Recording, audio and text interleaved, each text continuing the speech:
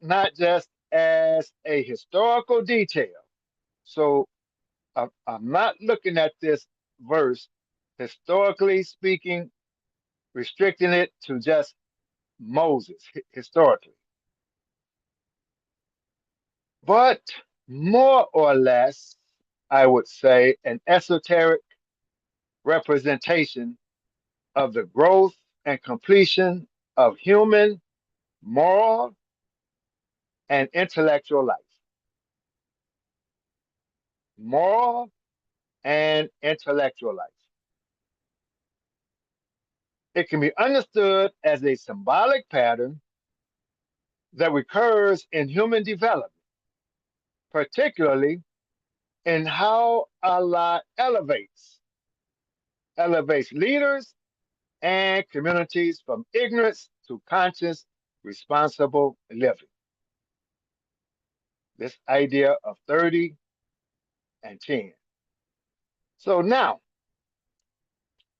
looking at the number 30, it symbolizes the purity achieved in human nature and through revealed guidance, particularly in the figure of Jesus, the Christ, or the Muslim nature.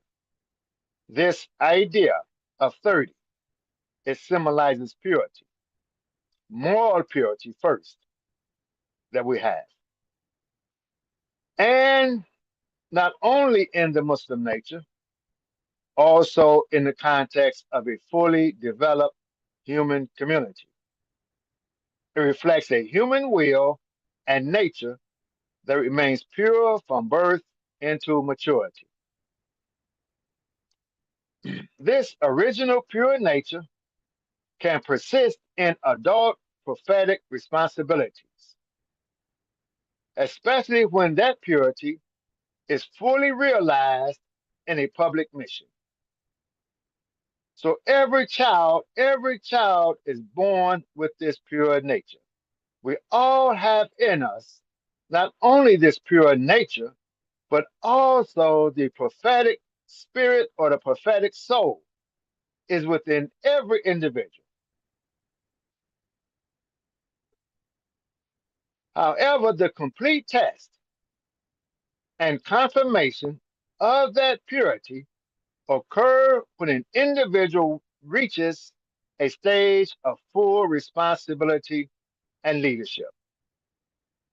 We know in our religion, every man is to be the imam in his own house.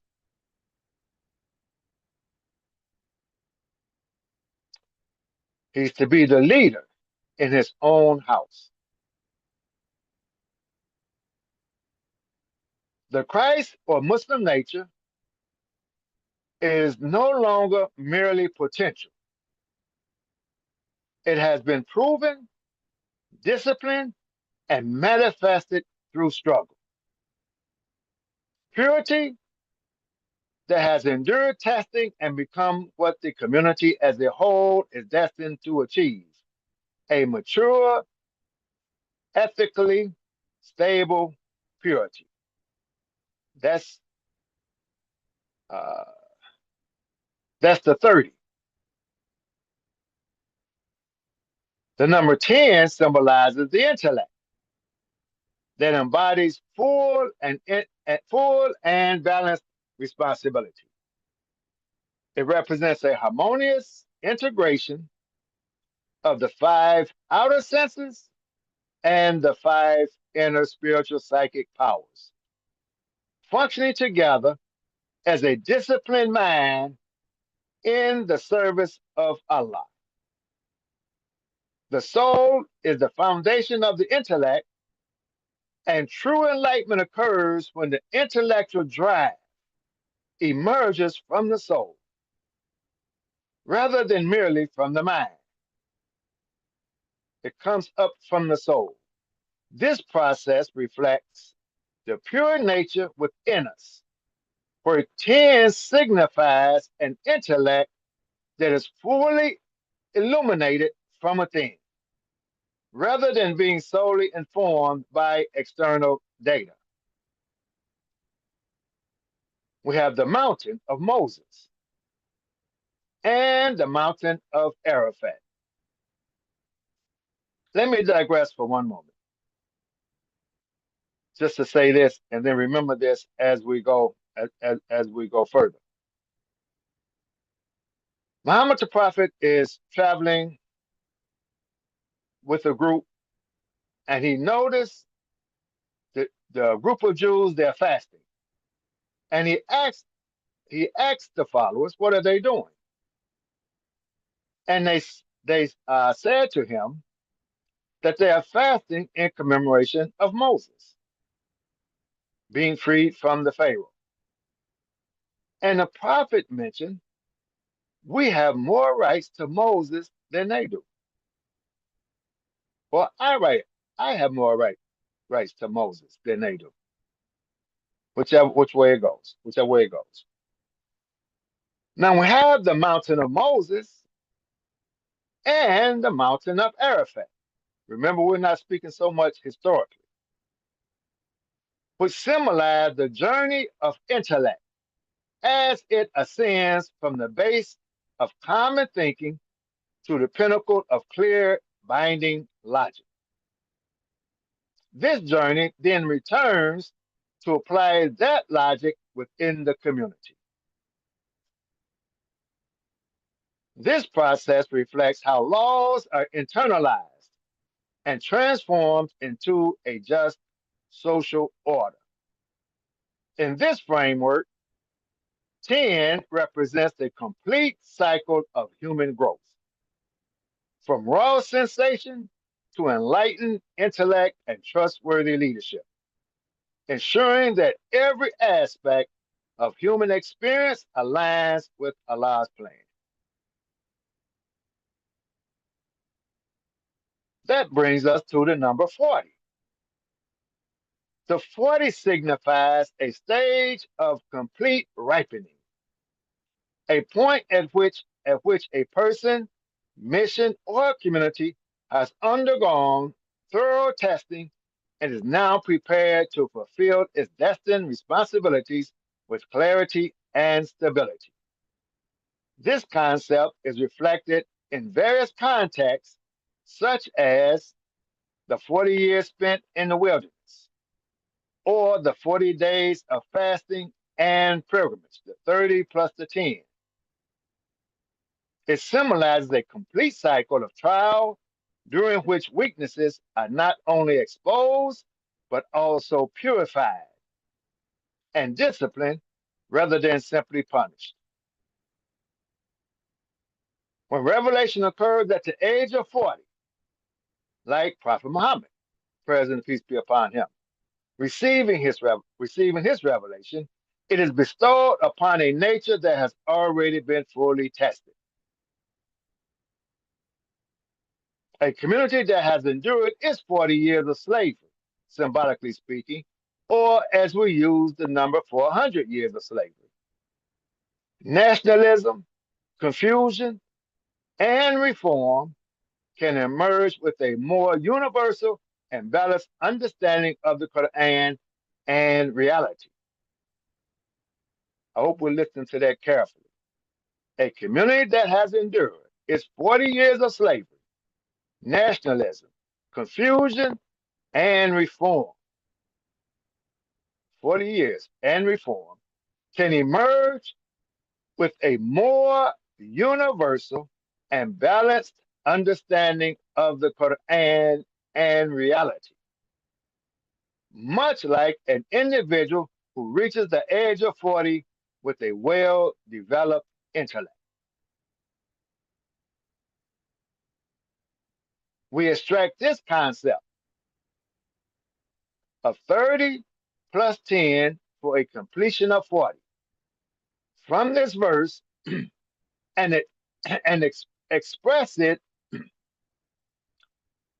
in ritual form by citing the first crescent moon and counting 30 nights. We're taking this verse and the logic, the Warithian logic that we get from this verse, and put it in the ritual, a ritual form, so that we will remember. By counting 30 nights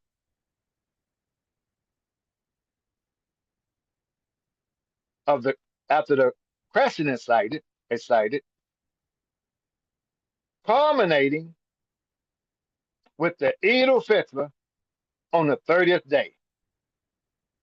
This practice signifies the purification of our nature. Eid al-Fitr is the recurring of the purified nature, recurring of that original nature. Subsequently, on the 10th day of Hajj, 30 plus 10, on the 10th day of Hajj, after returning from Mount Arafat, we celebrate Eid al-Adha, which symbolizes the completion of our journey, symbolized by 40. Eid al-Adha is the return of the greater light. The intellect comes on, as we're saying in this presentation. 30 plus 10, we have the 40. Now, the month of Ramadan is a calendar month used for telling time. That's the calendar month. Even though we do not use, maybe even have an Islamic calendar where we are uh, using for telling the time. Yes, there are 12 months of the calendar, of the Islamic calendar, but for telling time, we use it for telling time. We use the calendar for telling times. It is also a ritual month. Ramadan is a calendar month that can be used for telling the time, and it's a ritual month. We use it for the ritual month. Ramadan to us is a ritual month, not a calendar month for telling times. There's a difference. And the days of the two may not always align. In the ritual month, there are 30 nights, and the 30th day is the Eid al-Fitr. That 30th day may occur at the same time the 30th day occurs on the Ramadan calendar month, or it may occur on the first day of Shawwal of the calendar month. But in the ritual, there is no Sha'ban, there is no Shawwal. It's the ritual month of Ramadan.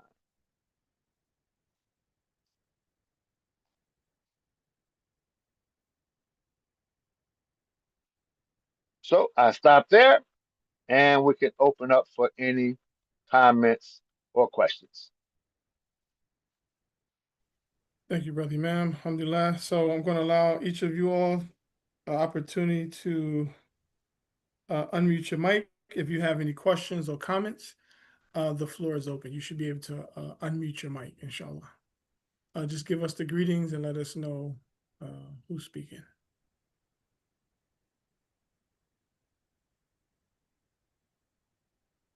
One question I had, Brother Man, when you mentioned Yes, the last thing you mentioned that there's no Sha'ban or Shawwal for the ritual, it's just the Ramadan month.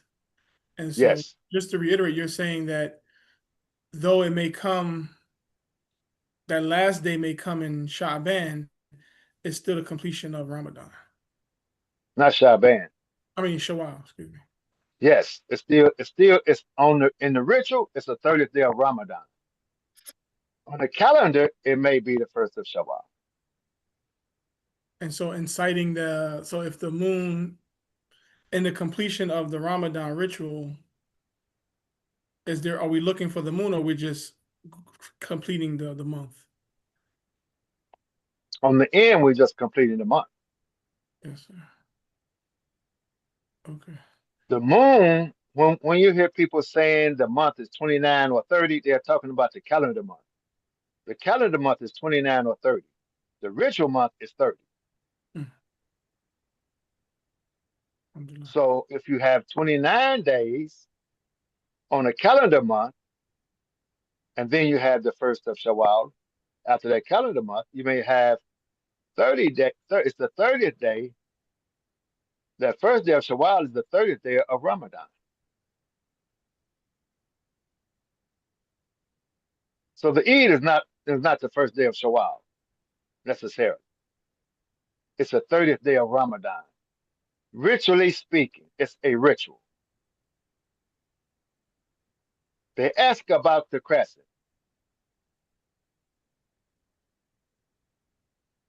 He says or tells them it's used for telling the time and the Hajj. The Hajj is a ritual. So we use it for the ritual.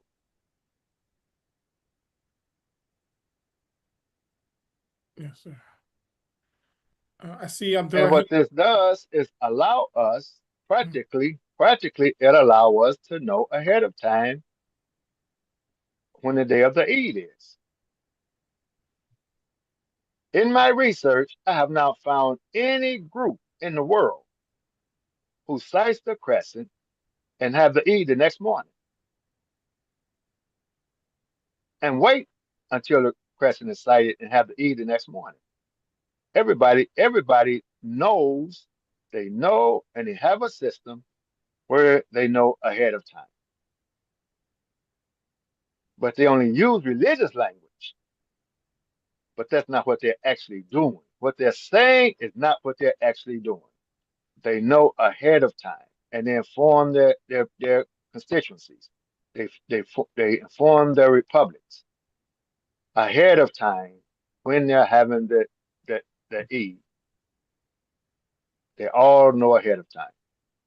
It's not practical for them to wait the last minute to determine if there's an Eid or not. They don't even have the communication to make sure the people would know. And the logistics, the whole thing, they're not like that. In our imagination, that's what we think because we read it in books. We read something someone wrote. That's what we think that people are doing. No, they know ahead of time.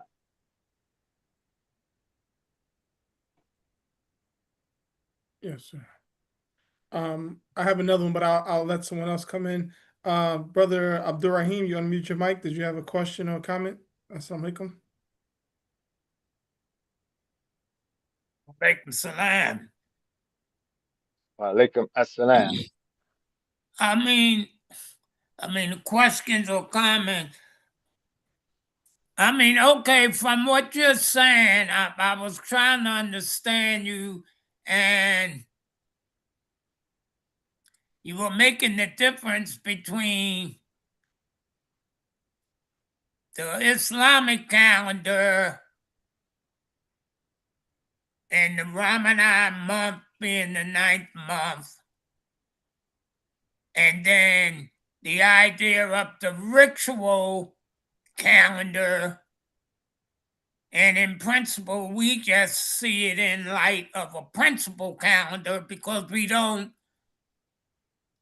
actually live by the Islamic calendar. But the question about the sighting of the moon that ends the month of Ramadan, I really didn't quite understand you because it seemed like you're saying it's automatically predicted for 30 days and it's not so important about reciting another moon sighting again for the next month to come forward. Is that what you said? Yes. Well, they don't do like that in Philadelphia. Yes, and I just said that people they talk like they do it, but they don't. That's not what they do. in Philadelphia, in Philadelphia, there's no way you could wait. It's not practical for you to wait for a crescent to be sighted, then inform everyone the Eid is the next morning. You could say it, but that's not what you do.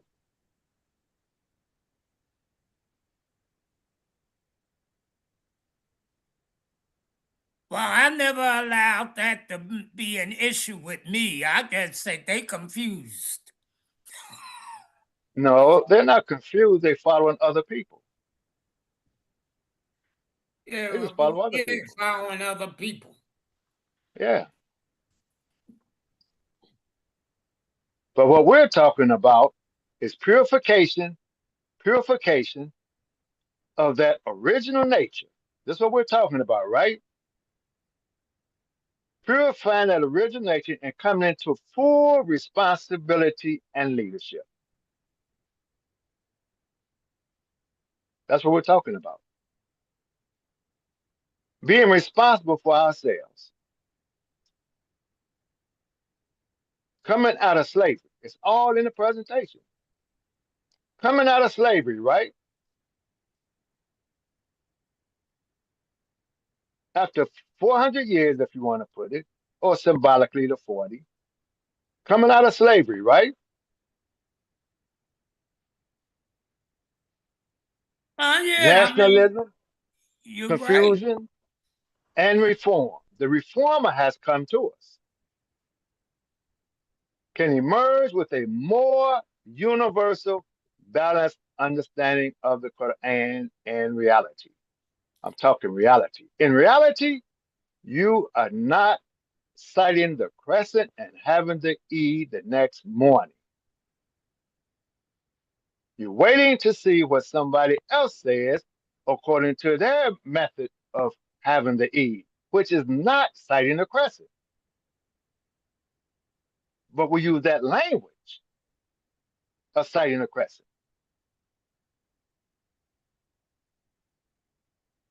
And we always hear how somebody else saw it. Did you see it in Philadelphia? Or there's always somebody else saw it? See, I wasn't never on no Eid committee to be no moon sighting committee. I never Yeah, was participating in that activity. I understand. But now you can. It's just is there a committee for prayer times? Do you consult with a committee every time it's time to pray?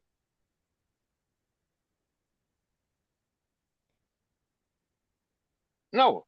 No, we ain't gotta do that. I mean, I don't want this to be no personal conversation. No, I no, no. It's just not. No, answered it's the not question personal. or No, it's not Mucha personal. Dean put me in it. Yes, it's not personal. It's just that you're asking the question that everyone else wants to ask, and I'm just responding to you.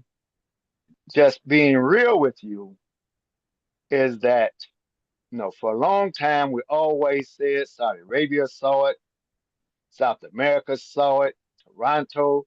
We never really looked ourselves. We never go outside, look in the sky, and there it is. To do that and then have to eat the next day, it's impractical. We do it, we have a Ramadan crescent. We don't have a Shawwal crescent. We have a Ramadan crescent. We cite the Ramadan crescent, count 30 nights, and we have to eat the next day. Based upon the Warithian logic. Now, now we're not practicing what I would call religious deception. We're being responsible now. We're responsible for ourselves. 30 plus 10. We come into a mature human being ready to be responsible for ourselves. But we don't need committees. On the 18th, we call in on the 18th.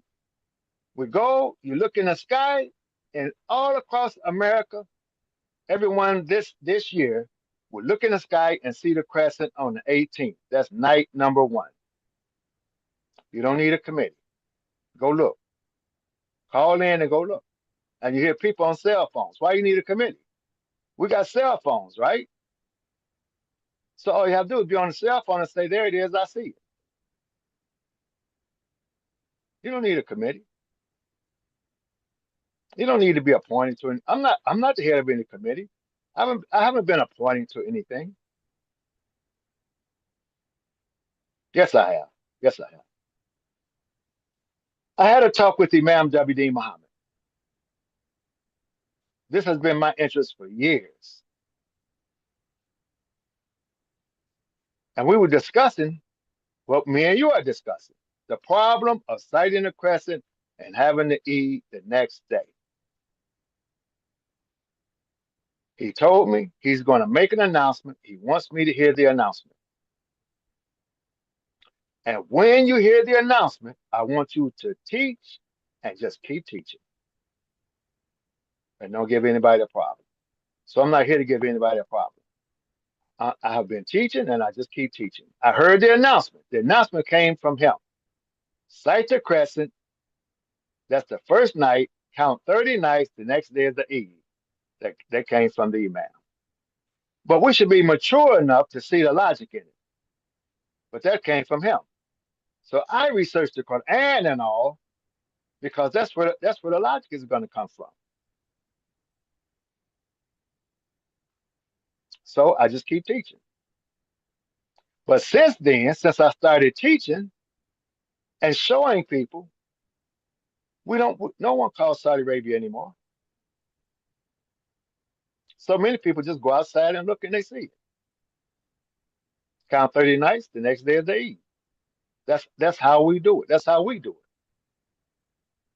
That's how we should do it. We are our own people.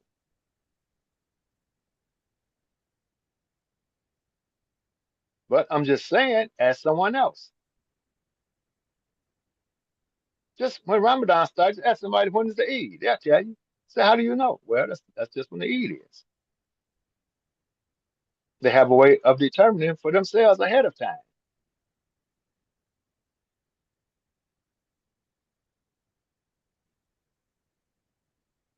We have more rights to Moses than they do.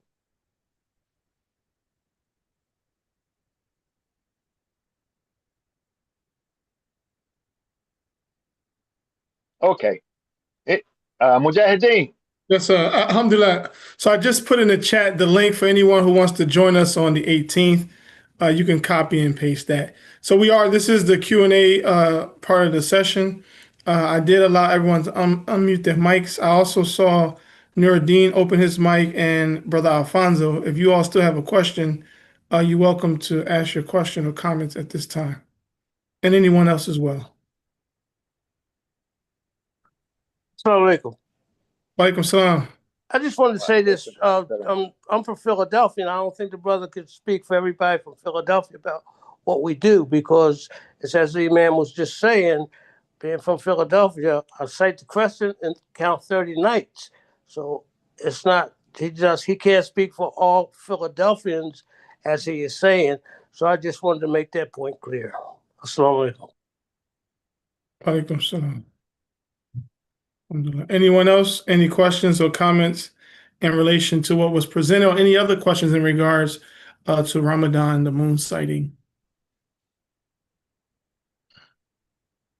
So the question I was going to ask, Brother Imam, I see some people and yourself also share the radar. You guys use like an online platform. Can you speak about that in regards of where it's a possibility to sight the Ramadan beginning moon? Yes. Okay, let me just ask this question. It's not what the individual does. What does the people in Philadelphia do? If y'all part of the community, what do they do? What do they do that all the common people know what they do, and they could do it, anyone could do it too? What do they do? What's the method? Not just Philadelphia, any city. Any city in America, what do they do?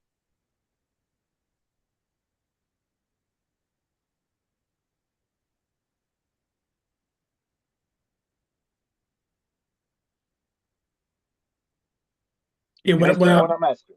yeah, yes. For the What, most what do part, they do? people are either going out, like there are committees that do go out to the highest point in the city or outside the city, and they seek the moon for the Ramadan. And then, like you said, other people may look to other groups of people or other No, countries and I'm saying, see. what do they do? What do they do in New Jersey?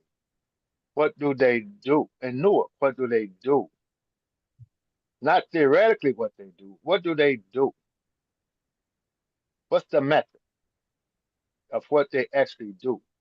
You're saying they go out in a high point first, which is when you say that to a high point, they never, those people haven't sighted a crescent, because you don't have to. You can go in your backyard and see a crescent.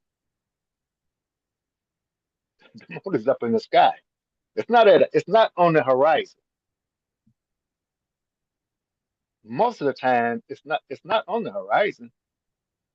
Only the earliest sighting is on the horizon. But if you go this year, you don't have to go and climb on no mountain and go and do all of that stuff. You just go in your backyard and look in the sky. That's what I'm saying. That's how simple it is. But what do they actually do? Do everybody wait until someone says it's going to be a crescent the next day or not?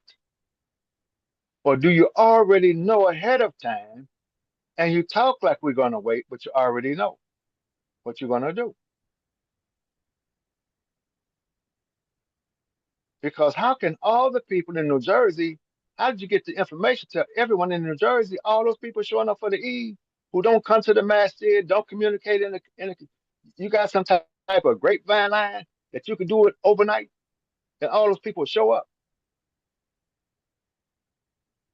and be prepared? The confusion, there's no confusion. You fear saying what you really do because you fear the religious people who's going to say that's not Islamic. So you can't come out and say what you really do because you're going to fear of being judged. Not just you. This is throughout our community and other communities. We thinking that's what they do. They don't do that. When they have their Eid, they already know ahead of time. We think they do that. That's not what they do. Not for the Eid. I've done my homework. We have to be responsible now. Yes, how do we know when to look? Yes, you can go to moonsighting.com and you can look and see when you can actually see it. When you can actually see it. It will take another presentation to show how to use it. And you can tell when you can we can know ahead of time when you can see it. But we practice rituals. We practice rituals because there's something in the ritual. Like all of what I'm saying today is in the ritual. The 30 plus the 10, the 40, sighting the crescent, it's all part of the ritual. But we have science to help us now. And we're just going out verifying. You'll see it. I can say right now, you'll see it. On the 18th, if it's not cloudy, you'll see it. But we're doing it as a ritual. Now, sometime it's going to come when you might see it, you may not see it in the beginning. You may see it, you may not see it. But we'll be experienced enough to know if we see it or not. And once we really understand, once we really, really understand and see the simplicity of it, then in the United States, some people will begin Ramadan one day and others will begin Ramadan another day. It's not a calendar month, it's a ritual month.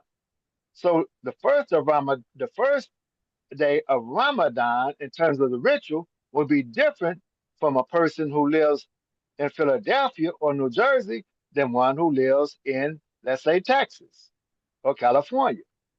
They'll, they will start a different day. You didn't see the crescent, but the people on the West Coast, they saw the crescent. They begin when they see the crescent. Once we're comfortable with it, the same way we're comfortable with the prayer. We're comfortable with it. We start the prayer. We have Fajr. When the sun is rising and we see the light, we have Fajr. The people in the West Coast, they wait until they see the light and they have Fajr. There's no problem with that. And all the other times, we're comfortable with that. At one time, we were not comfortable with it, but we're comfortable with that now. It's going to be the same with this. Once we understand and see what we're doing, and we have a method, we have a Warithian school of thought, and this is how we do it. But the man in Africa don't do it the same way. The man in Ghana, he doesn't do it the same way.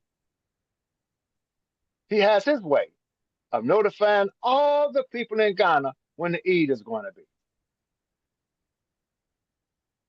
ahead of time. And they don't have confusion because they already know ahead of time, and he announces it, and that's it. And everyone knows when the Eid is going to be. We have confusion because, like the brother said, this is what I do in Philadelphia. Well, this is what I do. That's the confusion. Everybody doing their own. They say that's what they do, but they still all end up at the Eid the same day. So there's a way we can tell with moonsighting.com. If you say, well, we only want to sight the moon and have it when the moon is sighted, then you can still know that ahead of time now. If you're interested, you take a look and say, when it's this way, we know we'll start here and we're going to have the Eid here. There's a way that can be done. But this idea of waiting till the moon is sighted, that type of language, well, there's a possibility, a probability based upon scientific data. There's a possibility because you're afraid to say the Eid is this day and that's it. So there's these possibilities because of the religious people. Religious people might say you're not supposed to use calculation. Usually come from people that can't read. The prophet didn't say you're not to calculate. He didn't say that to them. They can't count anyway. Why would he say you're not to calculate? They don't know how to count anyway. They can't read and they can't count.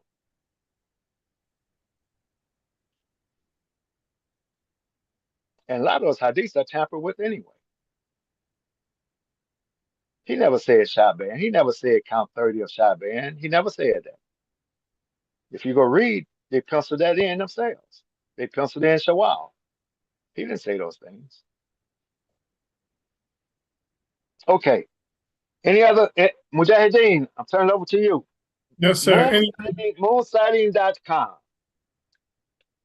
Yes, I put that in the chat as well. I put the link for the 18th. What time is the session on the 18th?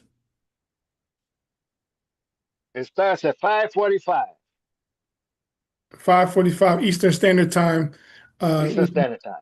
Yes, we'll be able to continue to join Imam Slim Mutman in regards to the moon sighting and the method that he just expressed today. I'm also going to put the chat to the YouTube for those who may have missed the first part of the presentation. So that link is also in the chat.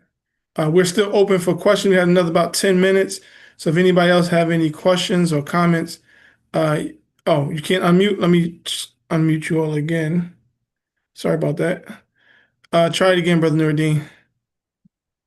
Assalamu alaikum. Wa alaikum salam. Wa alaikum assalam.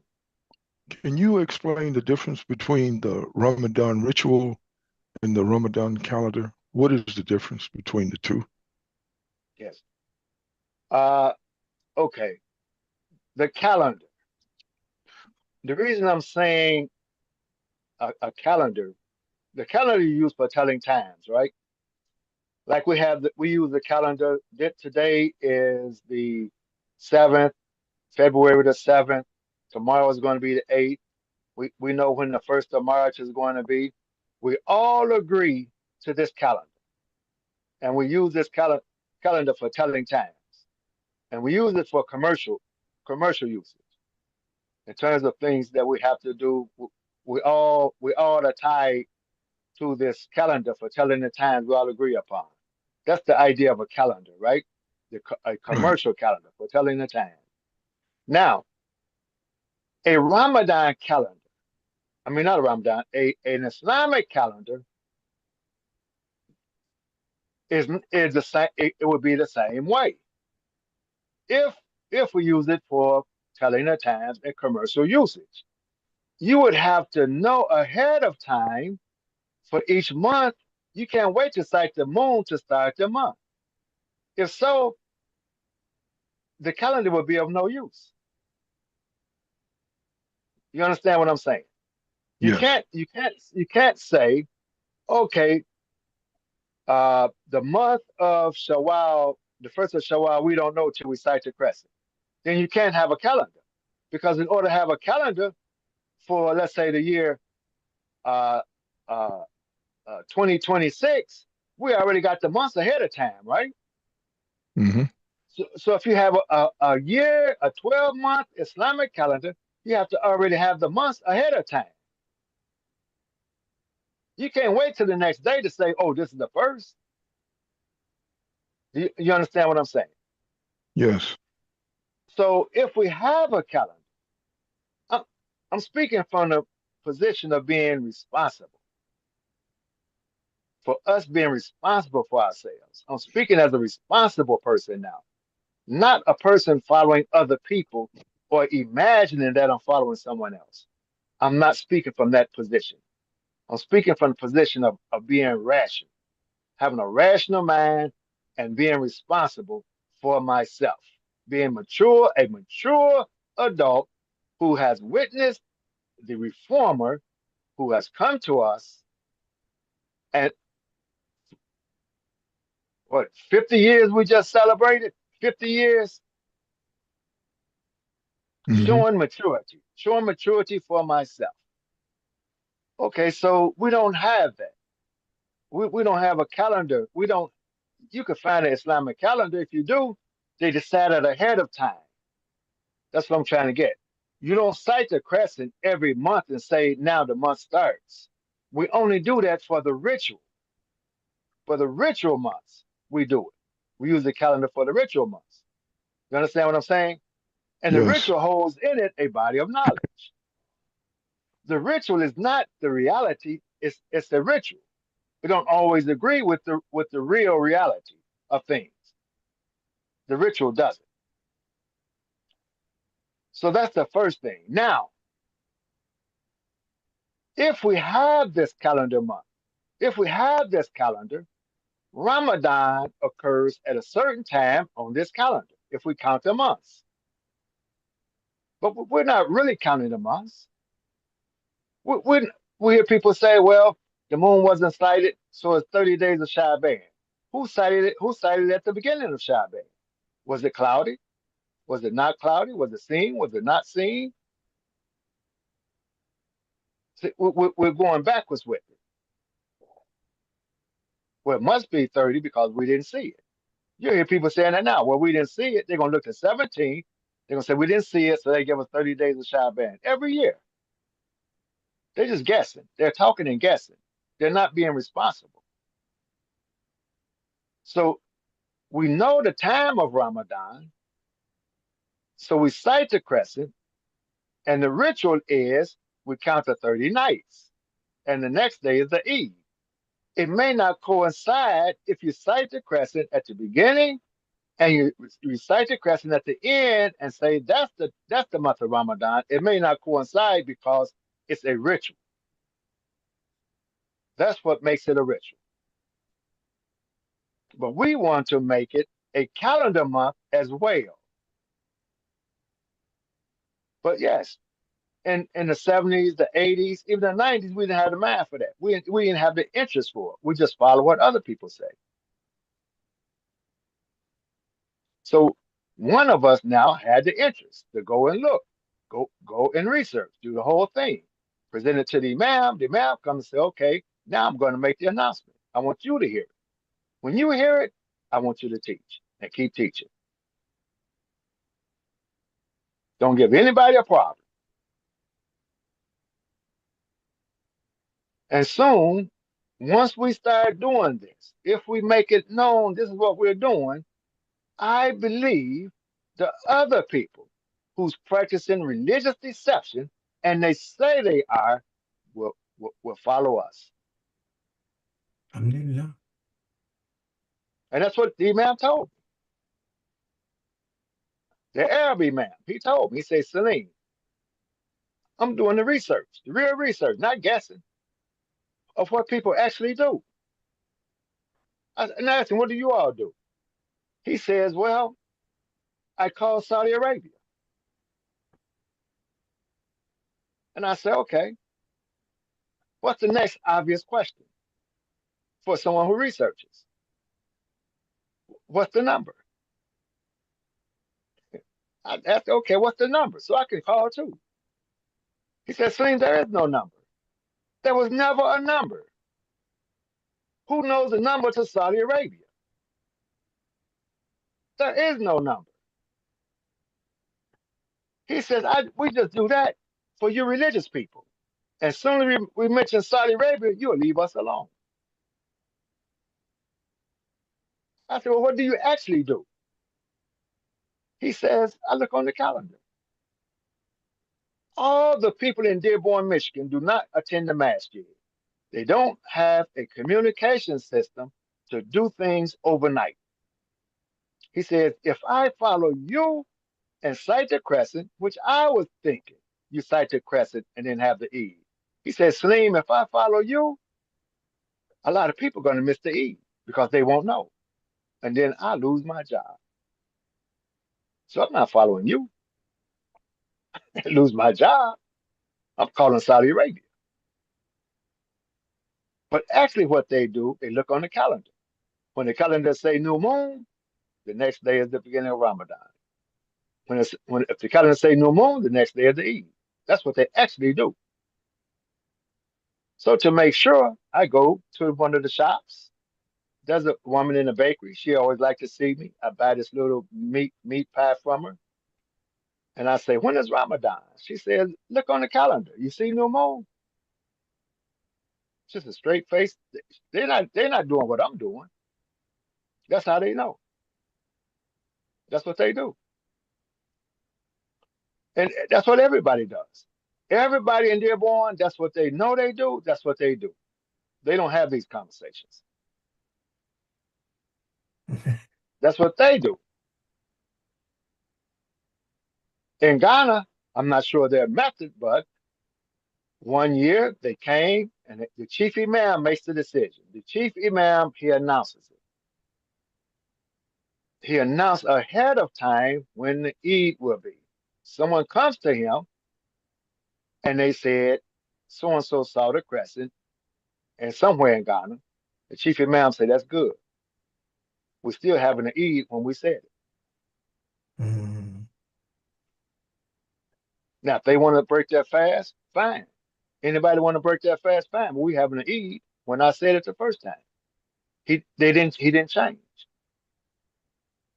Because all the people in Ghana already know when the Eid is going to be. He's not going to change it at the last minute because it's too impractical. I do my homework. In our community, we listen to hear what other people are going to do. Then we pretend that we did it.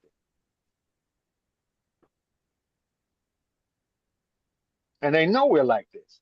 So then they have these councils, Dr. So-and-so, Dr. PhD, this, PhD, that. And in their communities, in their community, we still record it, right? In their community, they don't communicate with the astronomer during Ramadan. For a long time, maybe they do now. But when I talk to him, the brother from moonsighting.com, him and other astronomers who that's their thing. Moonsighting is their thing when I was researching. They don't talk to him. Maybe it's changed since then.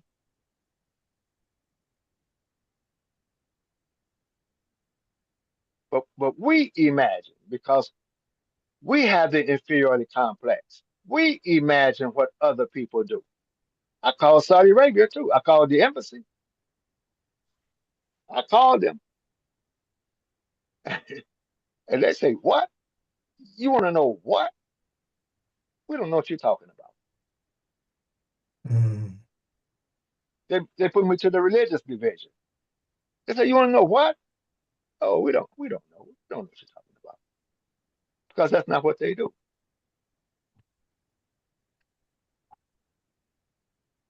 They look on the calendar too.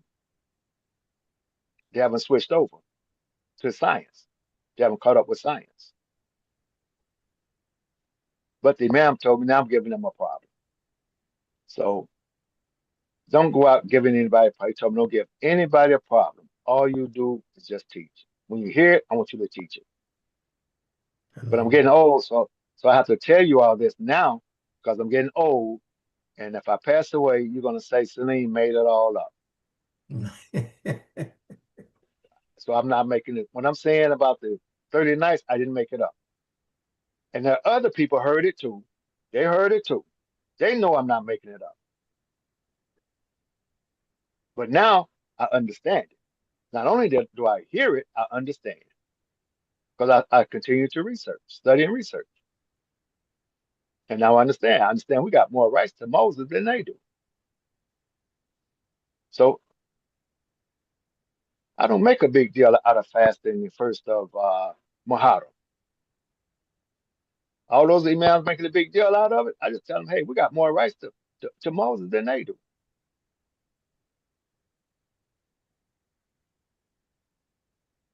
Muharram is not in the Quran, is it? No. No. I'm coming from the Quran. As a student of the great reformer, W.D. Muhammad. And I haven't violated, have I violated the hadith? Nope. No. If you haven't, if you count the last 10 nights, you got to know how many you're counting in the beginning, don't you? Yes. If you say we're counting the last 10 nights, the question is how many are you counting?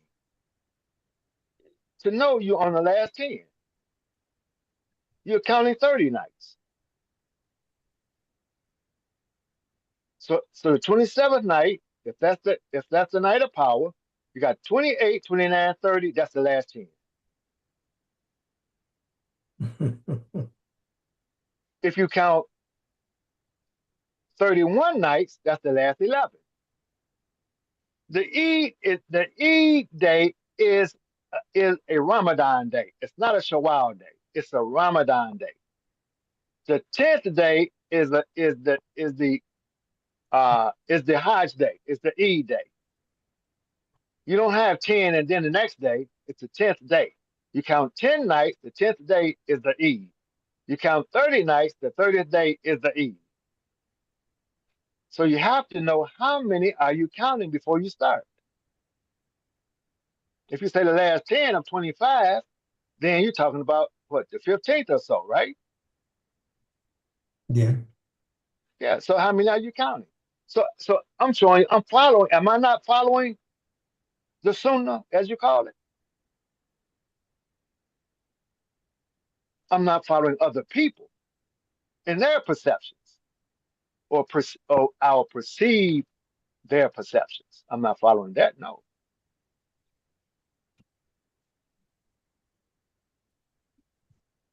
What happens if it's cloudy? Count 30. Not 30 Shaban. Count 30 of Ramadan. It's a ritual. But now we have a communication. If it's cloudy, someone else will see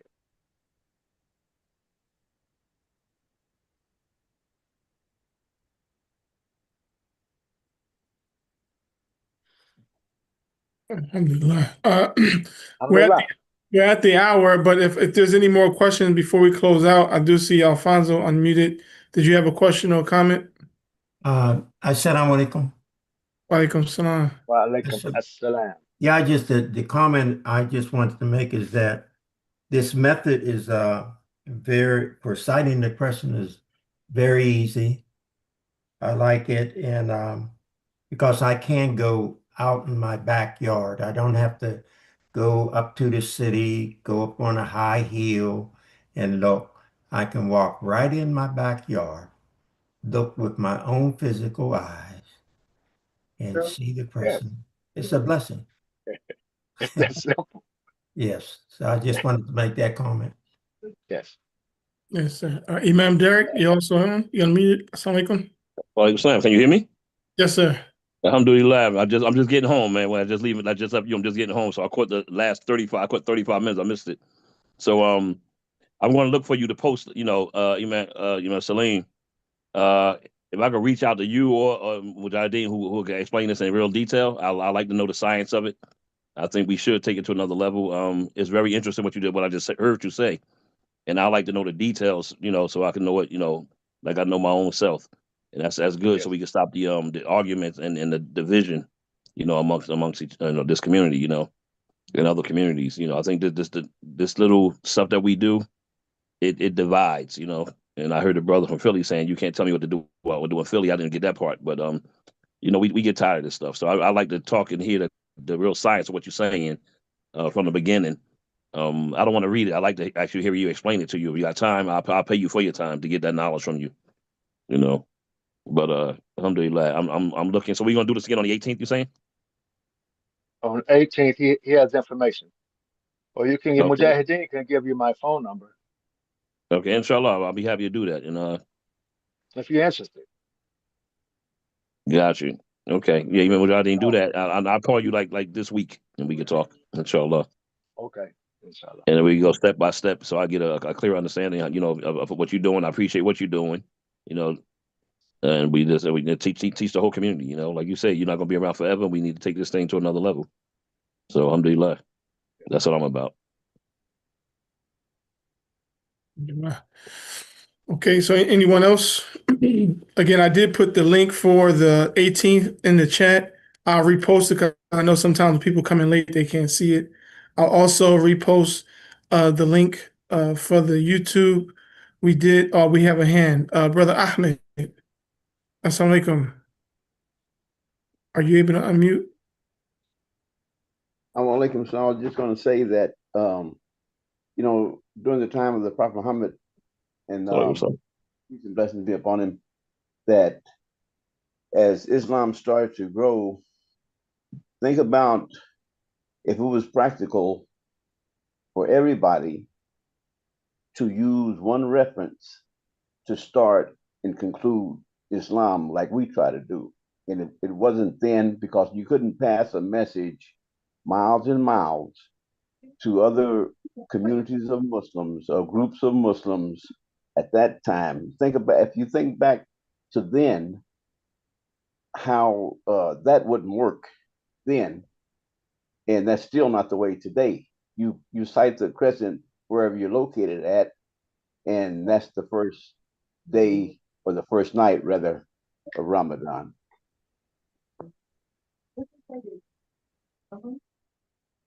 Yes, sir. And I guess, Imam, can you just speak to that quickly in regards to when we're saying the first day, we're talking about the night because the day starts at night, correct? Yes. Yes. Okay. Yeah. The night it starts. It starts that night. But I can't say I can't go. We have what the prophet is saying. We have that. But like I'm saying, it's tampered with, but we have that. Their method, what they did and how they did it, I don't have that. I don't have that to know what they actually did. So we have to imagine what they actually did, right? Maybe they became responsible for themselves. The groups and the people became responsible for themselves. The prophet taught them and they became responsible, right? That's how we get these schools of thoughts. Then someone goes to another area, another place and time, they'll say, that's not practical. That's not practical for us to do exactly what the prophet did. That's not practical.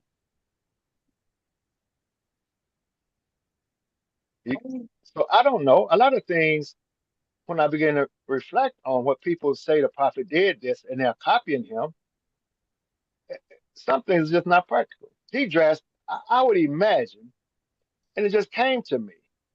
I went to Ghana and I put on some clothes in Ghana. I put on their clothes. They gave me their clothes. Went out, made outfits for me. Looked beautiful.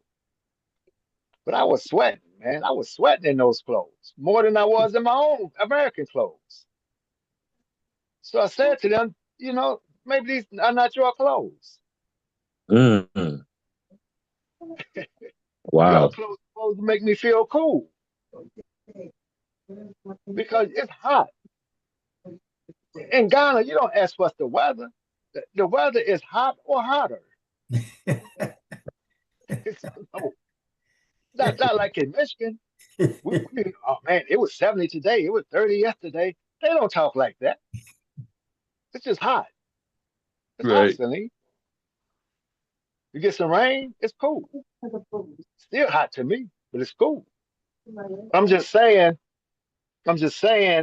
So what really hit me is that the prophet and them, they must have dressed to keep cool because it's hot. They found a way to keep cool, right? In Michigan, we have seasons. We have these extreme seasons. It's cold. It's cold now. It's cold. COLDDD. Cold. So I can't dress like he exactly dressed, right? He didn't have to dress for this weather. So what we have to do is, what's the character? What's the principle? Now I have to apply that principle of dress. Not trying to dress exactly like him. So we have to think for ourselves. And it's time for us to start being responsible and educate our public. There's no secret order. But in religion, that's what we do. We create these secret bodies, this leadership we create to take control of the people. And we sell the people magic and miracles and things in religion. That's how we'll control them. We'll use it that's how we'll stay controlled as leaders. But in reality, they're really not interested. They're not interested in being real Islamic leaders and being responsible. We keep having excuses.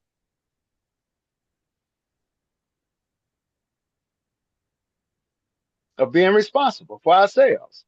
We're not slaves anymore.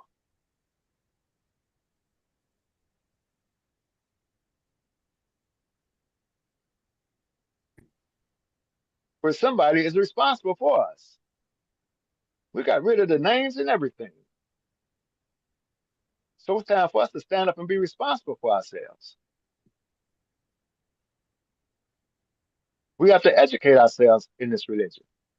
We had to reform. Everybody does not get a reformer. Everybody doesn't get a person like the Imam that comes to them and help them. Don't let history say those people didn't follow him. Just like the people didn't follow Shuaib. The people didn't follow Muhammad. They gave him problems. They didn't follow Jesus. They hung him. They didn't follow Moses. They gave Moses a hard time. They gave W.D. Muhammad a hard time too. When we look at history, they didn't follow him. A good man, teach, but they didn't follow him. Don't let history tell our story like that. When they go and find what he left and what he was teaching, and they take it and use it and look at us and say, look at them. They didn't follow him.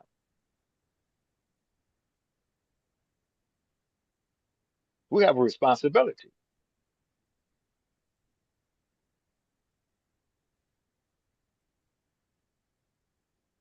Worse than the people of Harriet Tubman's time. She said, I freed so many people, but if the others knew they were slaves, I'd have freed them too. Don't let the people say they're worse than Harriet Tubman. He came to give them their own mind, their own thinking. If they knew, they didn't have their own mind. So he only freed a couple of them. The rest of them didn't accept it. They accepted what other people brought to them that was colonized. And the colonizers influenced them in not reading the Quran and thinking. And we're following them. But we the one got the W.D. Muhammad, not them.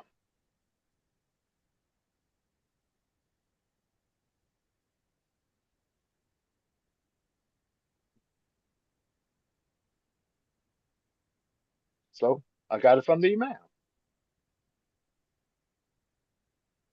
He told me to teach it, so I'm teaching it. And I have to teach it because I have to indicate I can be trusted with the message no matter what anybody else is saying.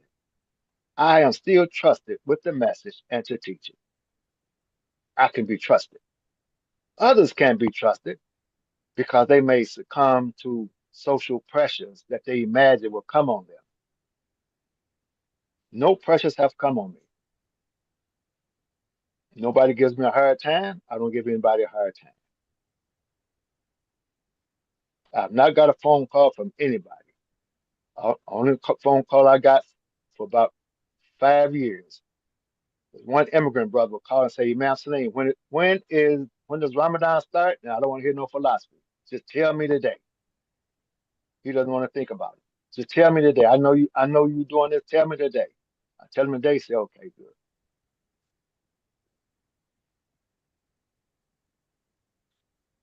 So I could be. I'm fulfilling my trust. And when he said, when you hear it, I want you to teach it. There's more could be said. He says, I don't even have to come back and look to see if you did it. Because I know you're going to do whatever I ask you to do. I know you're going to do it. I don't even have to come back and check to see if you did it or not. I know you're going to do it. Allah is my witness. What I'm teaching today, I've been teaching this for the last, how many years? Since 2008. Every year since 2008. I've been teaching this every year since 2008. But I don't give anybody a problem about it. And I'm not going to come and check to see what you did in Philly or New Jersey. I'm not checking. Unless I'm doing more research, but a lot of the research is done.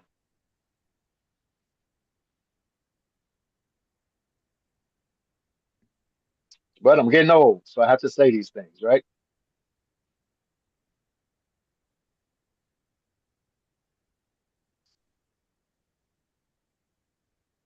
Mujahideen. You're getting older. I'm getting old. Alhamdulillah. So we thank our Imam for coming, our teacher, for sharing these insights and presentation on the Ramadan moon sighting. Again, we put the link in the chat for anyone who came on a little late. You can check it out that way. We also put the link for the 18th at 5, you said 5:30 Eastern Standard Time. We'll be about 5:45, about 5:30, 5:45, yes. Yeah, and we'll send out an email. For those of you who would like to join the Northeast section email, I did put that link in as well. The bit.ly link is the link for you if you're not signed up to our email. That's how we were communicating. We also have a Facebook page where we also will be communicating from there. And so this is our first of a series of community webinars that we're going to present. And we're thankful for our Imam for coming on and presenting at this time. Any last comments, Imam, before you leave? I'll have Imam Derek, inshallah, close us out.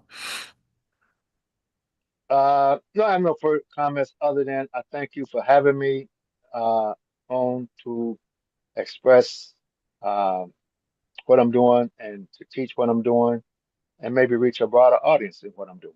I appreciate it and I thank you. Yes, sir. Our pleasure. Imam Derek, if you will, give us the honor and closing us out, inshallah. Oh, you gotta be unmute. Try it now. Okay, can you hear me now? Yes, sir. Imam Salam, thank you so much. I hate that I missed the beginning, but inshallah we'll talk. Okay, soon, inshallah. So we'll close with Rabbana la tazuk qulubana ba'da idh hadaytana wa hab lana min ladunka rahmatan innaka anta wahhab. O our Lord, let not our hearts deviate after thou hast guided us, but grant us mercy from thy own presence, for surely you are the grant of mercy without measure. Ameen. Again, inshallah, we'll talk to y'all soon. Have a great Ramadan. We'll see you on the 18th for those who join us. Also, last thing, Imam Salim Mu'min, also on that link that I sent, he's going to be doing daily Ramadan sessions every morning at 8 a.m., if I'm correct. Wow. 8 a.m. every day, starting on the 18th, correct? Starting on the 19th. 19th, excuse me. We'll start the crescent the 18th. We'll start the 19th. Okay. So again, that same link that I have, again, you'll be on the email. We'll send out that communication. But every day at 8 a.m. Eastern Standard Time, he'll be giving us a Ramadan session on that link for the free conference call. So again, thank you all for joining us. Until next time, Assalamu alaikum. Wa alaikum salam. Alaikum.